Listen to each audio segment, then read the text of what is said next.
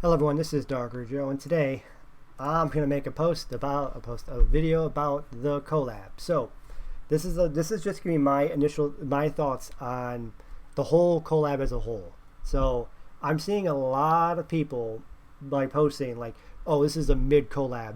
These units are mid. I'm like, it's just I didn't want to make a video about it because like it's just a lot of people are just saying this stuff. It's like, whatever. And it's stove or it's Reddit. It's, you see them all the time. People complaining about it. And now I'm starting seeing them like on Discord and stuff. I see it on people's YouTube comments. And honestly, and then there were some people saying like, oh, this is literally the worst collab ever that Epic 7 ever did. I'm like, okay. No, it's not. It's not. Far from it, actually. So they're saying it because the units themselves are bad. So let's look at this real quick. All right. I wonder if I can see if it'll show me. I think it.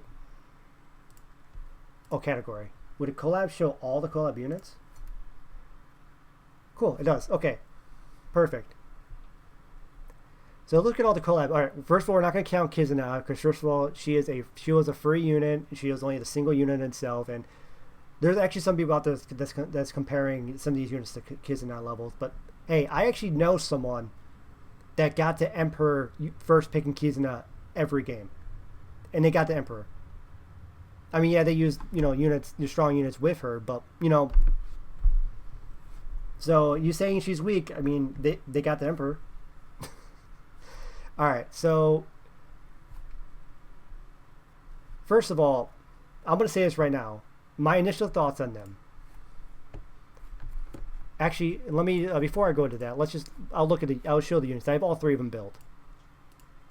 So we'll go to Ainz first because Ainz is the one I kind of agree with everyone, for sure. So Ainz, this is the way I have Ainz built right now. I mean, I'm using the artifact because I'm still farming with him. Obviously, once the event is over, I'm gonna swap over to.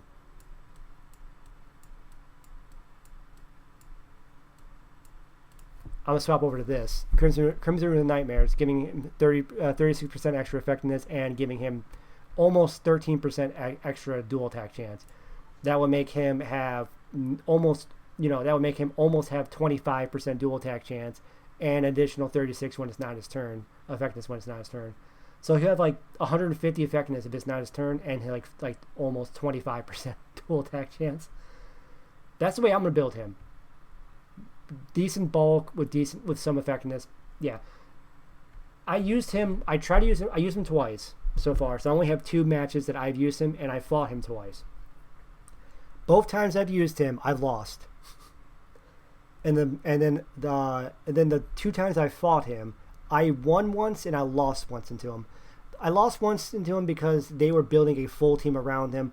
And like they picked him and they picked like Lionheart Surmia. I had a lot of units that proc Lionheart Surmia, but I was thinking in my head, I'm like I could probably survive through Lionheart Surmia and kill her. And I'm like, so technically the smart move would have been to ban Ainz in that match. But I'm like, this is like a few days after Ainz came out, so it's like, you know what, I want to fight the Ainz. I don't care if I'm gonna lose this match. I got to see Ainz in action. And it was a pretty good match, a pretty good Ainz match because it was ER Ainz and it was also behind Christie, so there was no way in hell to do any debuffs on him, and I actually couldn't do enough damage to kill him because they had a lot of mitigation with him, and I just died.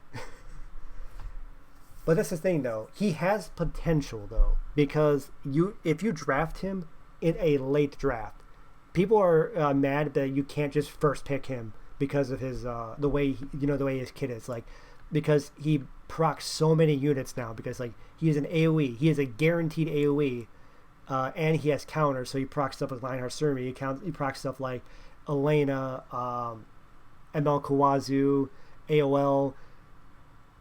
He gives LRK free stacks. He does a lot of freaking things. He does a lot of freaking things, and that's not including the fact he takes 30% more damage from light units. So he's gonna die quickly.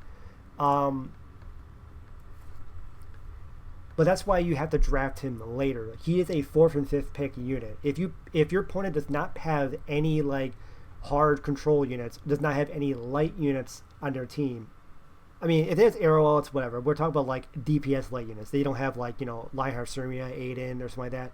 They don't have any of that kind of stuff. They don't have any hard control units like that, or they don't have any units that like wants to get hit by AOE, like AOL, like Lionheart, like pretty much any unit that can't punish him right away. You pick him as your 5th pick. Your opponent guaranteed has to ban it. And the thing is, even if they go like, I mean, maybe they can always go last pick Rwana, I guess, because he doesn't extinct, so they can just try to use Rwana S3's revive at the right time. But like, yeah, he is a unit that you have to pick him late into the draft, and because of that, I do agree that he's too easily punishable. Same time though, if you buff him, you got to be careful where you buff him.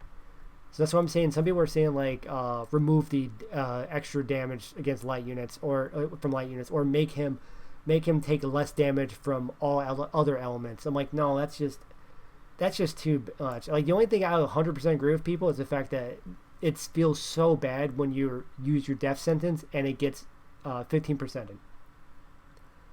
Because if your death sentence gets 15%, that's literally a death sentence on your game, on your match right there. You just lose.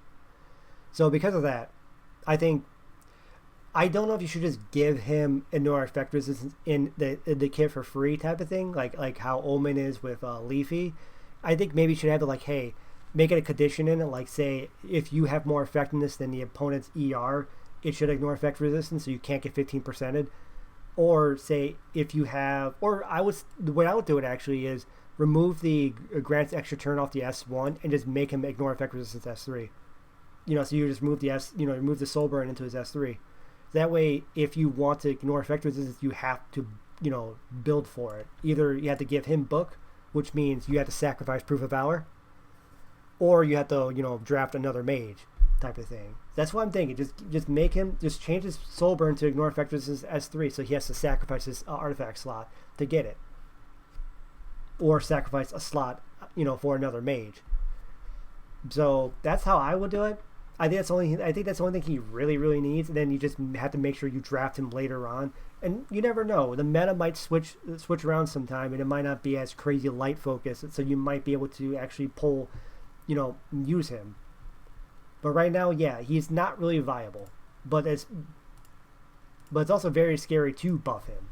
Now, I'll go for the unit that I think no one really has much complaints about, which is Shalltear. This is the way I have my Shalltear built right now. I'm using the Epic Craft event on her right now for the helmet. This is from last year's.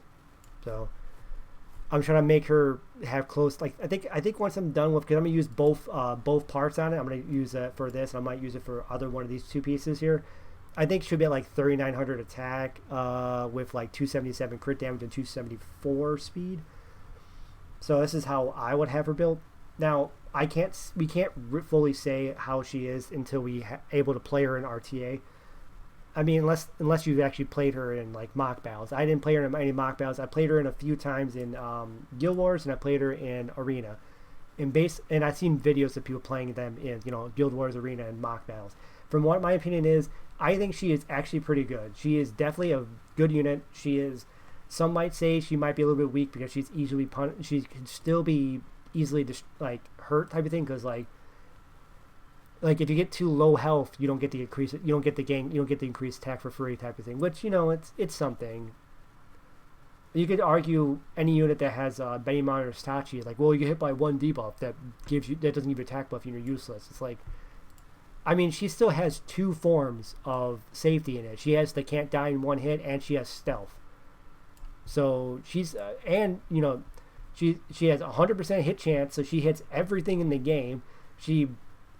And even if you don't have, like, some people are thinking like, oh, if I don't have enough attack, I can't strip. Like, no, you can still strip even if you have less attack than a target. It's just you don't get the ignore effect resistance part. So it's still good no matter what. But like, so the fact that you can ignore effect resistance, you can strip anything in the game, like any support or any tank you have to hit. It's like, nope, I don't care. I'm stripping that ability or that those buffs. And her artifact is really, really good on her. So I think she is great. We have to see. We won't know 100% until we actually play her in RTA, which will be in preseason. but I think she'll be fine. I don't think she needs anything. But most people are pretty okay with her, though. That's the one people are okay with. Ainz, like I said, I agree with people when they say that he needs something. Here's the one that people really are kind of 50-50 on. So, Albedo. This is how I have my Albedo built. This is the same Albedo I use in like all my videos. So, anyone that's seen my videos and they're wondering, oh, if anyone wants to see how my damage Albedo works, they can watch any of my videos that I've had pretty much in the past week or two, and I've probably used her in almost all those matches. I think that she's actually really, really good on a damage build. Now, she's not like super amazing. She's not Karina level. She doesn't have to be Karina level.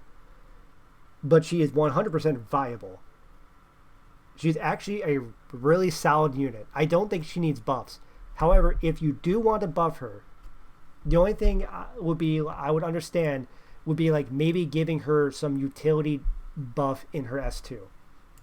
Like, some people say more damage. No, she does not need more damage. If you're on a damage build, you do not need more damage. I'm telling you right now, anyone, because I can hit 5 to 6K against a team, against a cleave team. Maybe like 4.8 if it's like if there are a lot of mages, because mages have higher defense. But like, I've seen my S2 hit a unit for 6,000 damage with the 3F proc. Like 6,000 damage. Can you imagine that? You want to buff her S2 more? If you did that, I might do 8,000. What if I just one-shot the entirety of the cleave team with just her S2? That is not healthy for the game. Ever. Like, and before you say a goal, you can do that much damage, and like, no, you can't. Tell me, in what world does a Bellion counter you for 6,000 damage from one counter? Even if you're like 30k, 300% crit damage counter set, you probably don't do 3,000 damage. You probably don't do 6,000 damage. You might do like 3.8, 4,000, maybe 5,000 against a really squishy team. But also gotta remember though that this is guaranteed. It always happens, assuming you don't lock her down with like sleeper stun type of thing, or assuming you don't hit her with cannot be counterattacked, like Flitica or like Straze. If you hit or you just hit her, not the team. If you hit an ally with a crit, she will counter. And with this build, like I said before, I usually hit, like, if it's a little bit tankier units, like a mage, I might only hit 4,000 with the proc, or 4.5. That is still very solid. If I use her with any other counter units, I pretty much one-shot their entire cleave team. So, yeah, she is a very strong unit into cleave and aggro teams, because she can destroy at least half of their health, if not more, on a damage build. That's why I'm saying damage build is fun. It's good. And that's another thing. A lot of people are saying like, oh, she doesn't do a lot of damage just because they're building her on a 30k 3F proc. They're just building her on 30k. You're only going to do like 2 to 3,000 at best with that attack, with that build. Which I'm not saying it's it's a bad build. Like you'd be really, really tanky. You'd be a lot more helpful throughout the match type of thing, right? For the long part of the game, I could definitely see him being good with 30k HP, 3F proc. You're better throughout the whole of the game, and if you're using stuff like you're using it into like more units that you might miss, like Aiden for example, it's probably better for Aiden because you're probably gonna miss the Aiden, and then it'll do more damage than a crit build because you're gonna miss, type of thing. Yes, okay, there are examples of when that is better. And there are examples, and there are people out there that are doing the, they're doing the like 31, 32k HP protection set Arius build, which I thought about doing before. I can do that easily. I have like a 32. It'll be like 32k with protection set, and I can put Arius on her, and it'll be viable, and it's definitely viable.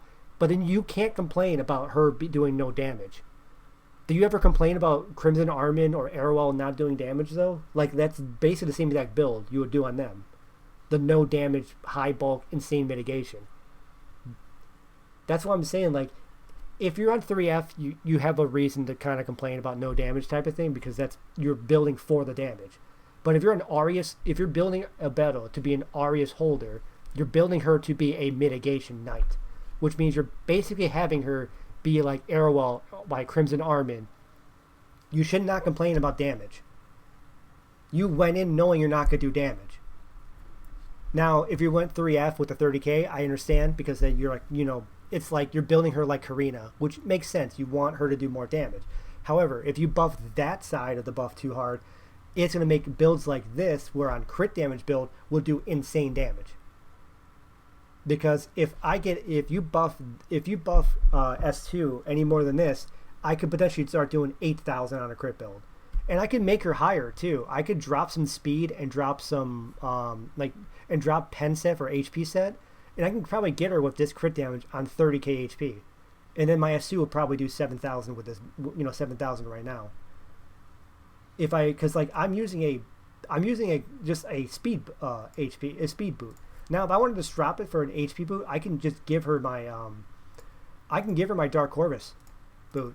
I'll have to mix around because it's on destruction piece, but like I can give her my 21 speed health Dark Corvus, and she'll have nearly 30k right there, with still not the worst speed. And obviously I'm losing destruction, so I have to I would have to add I'll still get a 60% crit damage from destruction set, but yeah, I would have the 30k HP with not the worst speed. I could do that. And then that would probably hit like maybe close to 7k off of the S2. And then if you buff it anymore, I will hit 8 or 9,000. I'll be able to one shot entire teams. Cleave teams, obviously. I even use her in standard. I pretty much almost always use her. I think she's a really solid unit. I think she's actually a lot of fun. And that's another thing. A lot of people are saying she's boring. I mean, I get it. She is kind of boring. She doesn't feel impactful, which is why I like to build her on the damage build. Building her on crit damage build allows her to see more damage. It feels like your Albedo is actually contributing to the team more than just being mitigation. Because honestly, I think she's boring. I think Arrowell is kind of boring too, because that's what kind of what Arrowell does. She just sits there and just gives you shield and one little stun, and then with strips here and there. Same with Crimson Armin. Crimson Armin is the most boring. She literally just sits there and waits until she gets her turn, which a lot of times, if you're playing against cleave or aggro, you're probably not going to get your turn. Or standard, a lot of times, by the time you get your turn, you just press S3 and it's like, well, she was a lot of fun to play. I'm not saying Albedo is better than her, but like, I think Albedo is more fun than Carmen, and Carmen is a very popular unit. So like, people were complaining about. So I do get it though. She's not flashy, right? She's like you're expecting when you look at collaboration units. Like you see, Soul looks kind of fun. Like some of these units do look kind of fun. Like they feel like you're doing something. I get it though. Albedo, a lot of the times, if people are building her on no speed too, they're like almost base speed. I'm like, well, that's also why you see Bicorn proc, and then you just sit there doing nothing, and waiting until you finally get your turn, and then you're just there and then she's just there to give you mitigation. That's, of course, you find her boring. You're not doing anything with her. You're not building. You don't have any speed on her. She's not offering anything to you. Even if you're on counter set, it's like, okay, well, then she's just going to counter, push herself up a little bit, and do a little bit of damage. I'm like, that's why I like the damage build. It gives you so much more, like, it makes you feel like you're doing something with her. And her S3 does pretty good damage, actually. I've been hitting people, I've hit someone with 14k before with the 3F proc. I even hit a Goliath, this is a bit in the frenzy though, but like I hit a Goliath for like 15k with the 3F proc because I've def broken her on top of it. I mean, you could say 15k off of that, it's not like, oh, that's not a lot of damage, but this is still a mitigation. This is still like a mitigation knight kind of way. I mean, it's a bruiser build, but like that's kind of what she's there for. On top of that, she still offers a 2-turn unbuffable and 2-turn death break that you can soul burn and it'll go and become a 2-turn cooldown. It's it's a solid ability. And then people are saying like, oh, here's someone that gets me a lot. Though they say like. Oh, it's the Overlord is the worst collab. Okay, let's look through all the collabs, right? Let's not include units that was added later on. Let's just say base collab, right? Because obviously it's unfair to say Guilty Gear. Like, well, Guilty Gear, they had many reruns, so there was 2 more units added in. But even if you add that, which Guilty Gear units are even used in RTA? Let's see, or anywhere, honestly. Okay, so Soul has some uses, I think, in PvE, and he might start seeing some play with Genoa because he can be played in Genoa, so maybe. Okay, Soul, I give you. Elfelt, she used to be really good for a bit. I haven't seen her in like 2 seasons, maybe even 3 seasons. Dizzy, she is a scary last pick in draft, but you almost never see her. Bicorn, you don't really see her in RTA, but you do. She is a like Banshee one-shot queen, so PvE stuff, I get it. So she's good there. And Jacko, well, yeah, but Jacko on release was straight up ass. Like, she was bad on release. And then she got buffed. But also keep in mind, this is also a unit that was added later on. If we're gonna count just base collabs, it would just be between Soul, Dizzy, and Bicorn, I believe. I mean, I started around when their first rerun happened. So this is their second time they came in, and I think that's the 3 units. So Elfeld and Jacko came in later. But even between those 3, it's like, okay, even then he had never really seen a big amount moment type of thing. Bicorn always been good in Banshee, and then Disney had a little bit moments. But like right now, they're hardly played. But like, I'll give you this one, Guilty Gear. Okay, we're not gonna count Kizuna because that's a free unit. ReZero. So Ram is pretty good in some PvE content. And like Rem had a moment with that Rem Violet meta where she was played for a lot for 2 seasons, and same with Amelia had her little bit of time to shine. But as far as right now, you almost never see these 2 units. And even then, everything you put Ram into, you probably can find another unit right now that does the same thing for the PvE content than Ram. So yeah, Overlord. I would say Overlord's units are kind of more impactful than these. Honestly, that's just my opinion. On top of that, honestly, I think Albedo's more fun than Amelia. You want to talk about base, just a kind of a mid kit? I'd argue almost Amelia. But Slime. All right. Again, we just talk about base kits. I'm biased because I love Milim. So I can't say she's bad ever, even though in this meta she's kind of rough to play. But she always had her moment. She's definitely viable. Even right now she could still be played. It's just kind of rough to use Bruiser Milims right now. But Speed Milims are pretty good right now still, I think. Shuna actually is still pretty good. And the Rimmer is definitely really good. This is still a solid kit. A solid 3 units right here. Benimaru, okay in Guild Wars and Arena. But like these 3, yeah, I would admit Overlord's. I would admit that Slime is a better collab than Overlord, sure. But that's also because these two also got Shuna got buffed and an EE. Milim got an EE.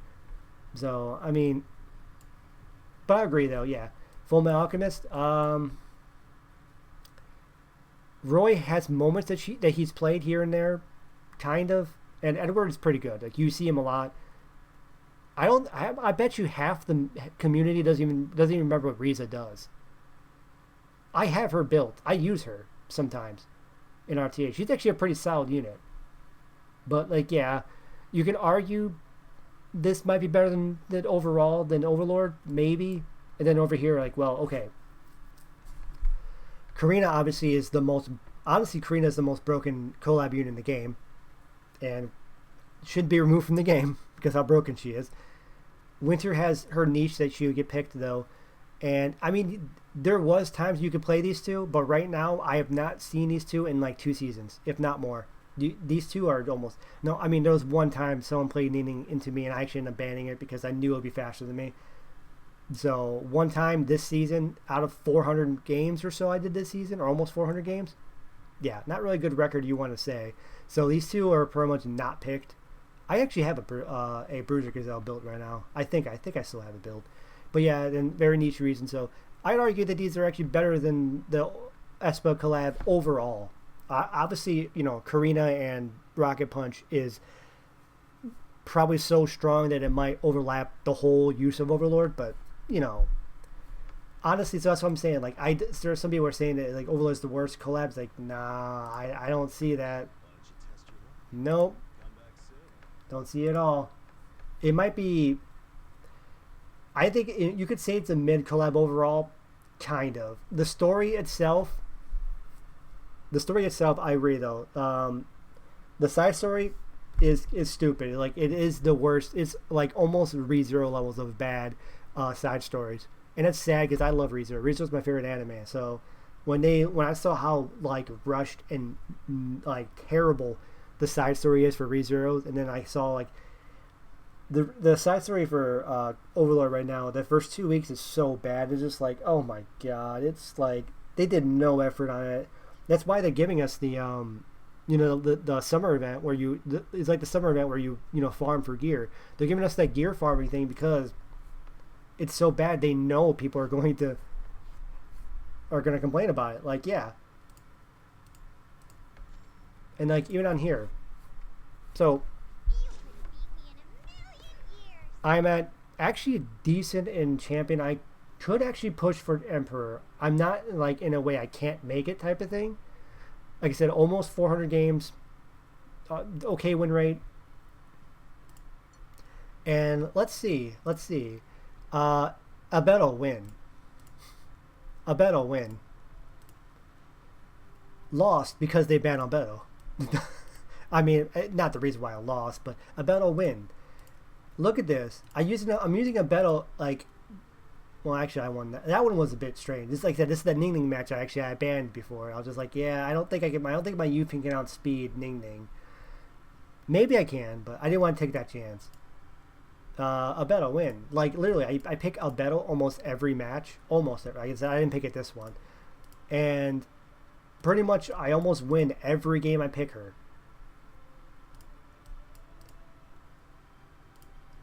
You can argue, well, your units you play with her are broken. I'm like, well, I'm facing other broken units, though. It's not like I'm... Oh, hey, look, this is the game I lost, and they actually used Albedo. I wonder. Like, yeah, you could say, like, well, yeah, but you're using, like, well, Lionheart Sermon, I don't think anyone's really complaining about being a broken unit right now. But using, like, Bologna. Like, really. And Shu, which they banned Shu, but I'm like, I'm picking Rose. Like, dude, and they're picking, like, and this is a team, they pick Laya, Navy Captain Landy, and Lionheart, and Last Rider Crow, which, I guess you can argue not as broken as other knights, but, like, yeah. I think their broken units together is more overpowering than my quote-unquote 1 or 2 broken units. Like, that's what I'm saying, is, like,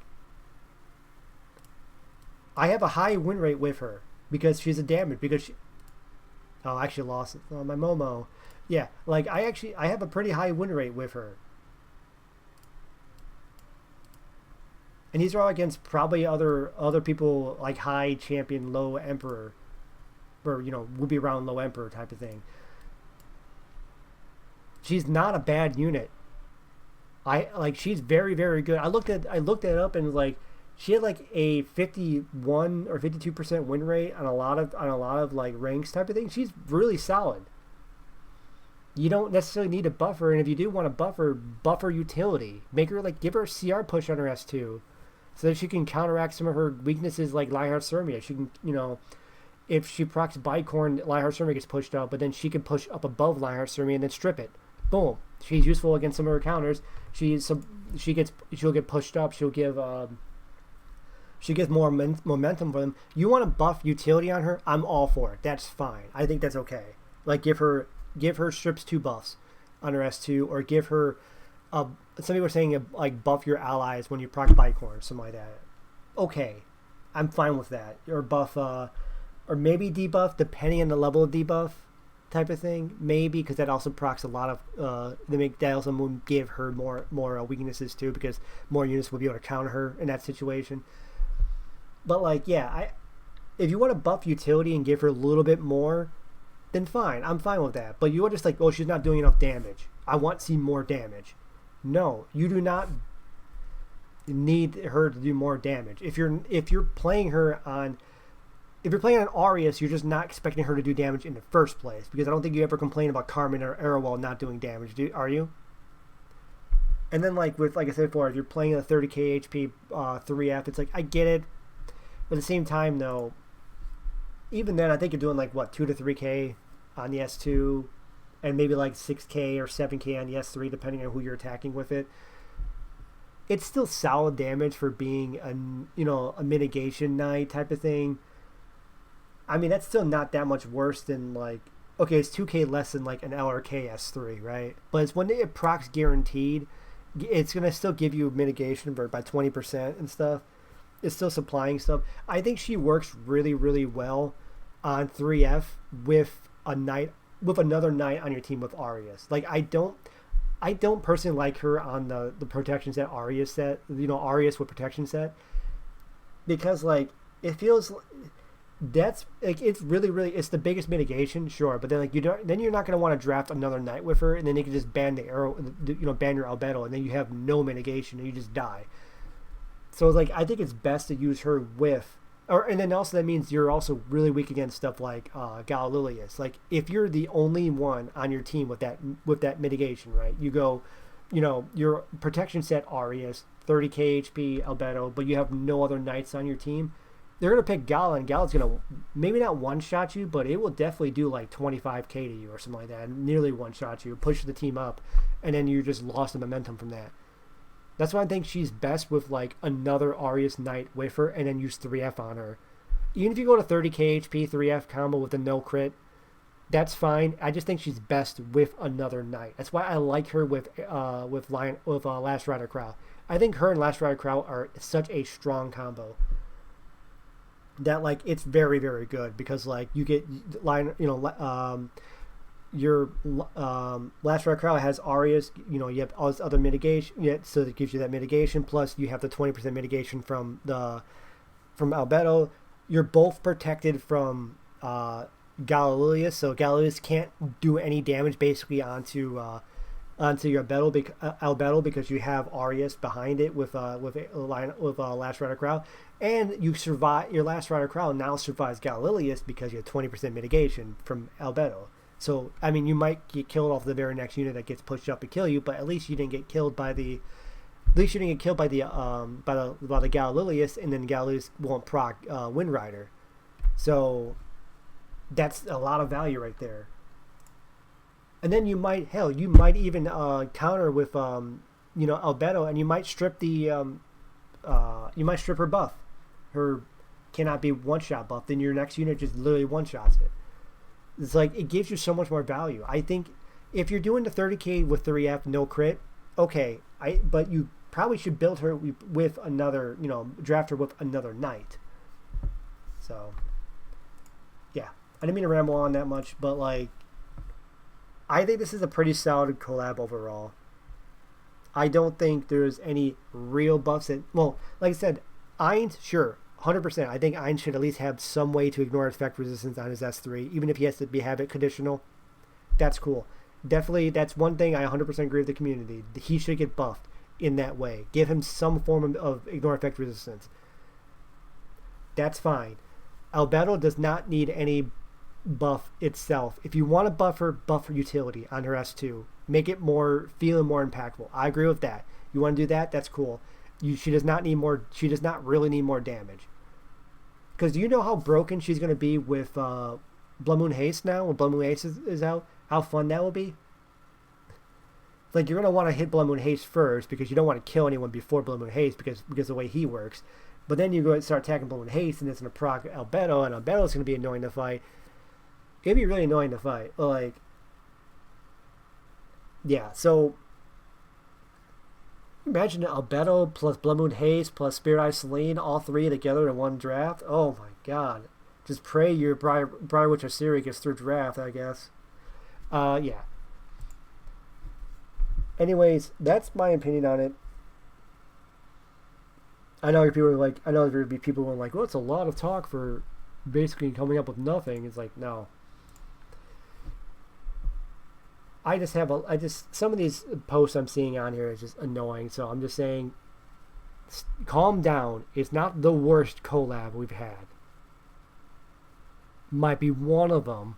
No, overall, I think it's good though, because I will admit though that this collab would not be nearly as good as it is if we didn't have the farming event with it. The farming event does kind of boost it up to being, I think, good. Without the farming event, I would say the units themselves are good. I think they're good.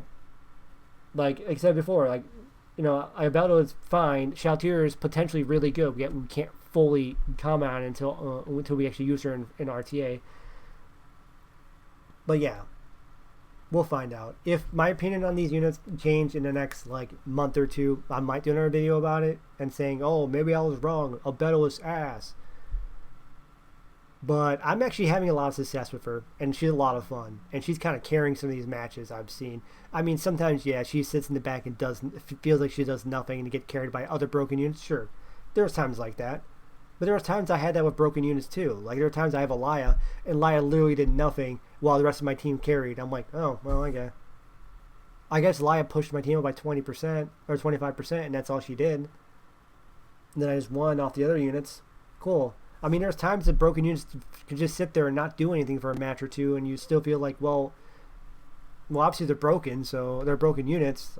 So just because they did nothing for a few matches doesn't mean they're not a broken unit. Yeah, I think right now she's just an underrated unit right now, which is fine. If you don't want her, but that just means that she's a solid unit when the draft is right for her. But whatever. I will see you guys next video.